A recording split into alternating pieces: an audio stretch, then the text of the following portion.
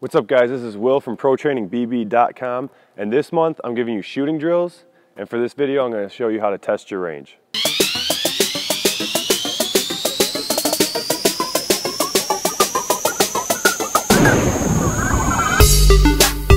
Alright guys, so for the first shooting drill I'm going to give you guys is how to test your range. So the most important thing here is this: you got to get a feel for what your range is in basketball. You don't want to be taking bad shots, and a lot of people ask this question, what's a good shot? So I figured this would be a good shooting drill to start off this month.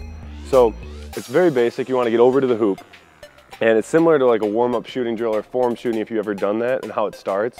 You're right in front of the hoop, you're going to shoot, and then you want to make the shot, and then if you do, you move back. But you get 2 tries at each spot to make your shot. So I'm going to start off right here.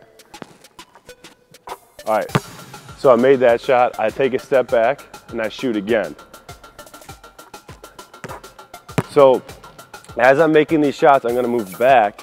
So it's obviously much easier closer, and you're going to move back. You get 2 tries at each spot to make your shot. Once you miss 2 in a row, you're done. All right, so I'm going to show you this full speed real quick. And the goal is really just to get confident in your shot and know your ability, so when you do play in a game, you're not doing anything you're not capable of doing. I like to point out the fact that this drill is something to help you figure out your range. It's not going to give you a definite answer.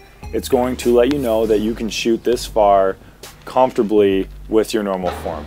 So make sure that as you're doing this, you're keeping your normal form, you're being honest with yourself. So if you miss 2 shots, you're done. That's where you left off. But also keep in mind that you can get lucky. I learned this drill from Coach Johnny Dawkins, who's now the coach at Stanford, and that's what he emphasizes, that yes, you're going to be making open shots, but again, remember, they're set shots, they're open shots, so your range is only as good as that type of shot. So again, if you're contested in the game, don't say, oh, I watched this video and that's going to help that's my range. No, it's how far you can shoot an open set shot, and that's going to give you an idea of how far your range really is. So don't, just because you make 1 3-pointer in practice, that's not your range. This video is supposed to help you realize that you can't make 2 3-pointers in a row, so it's not your range. Be honest with yourself, use normal form, and this drill will be helpful to figuring out your range.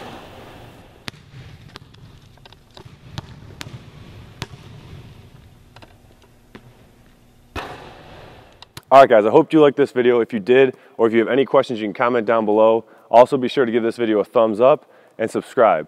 And for last week's video, you can go right here and check that out. And hopefully I can see you next Thursday to perfect your game.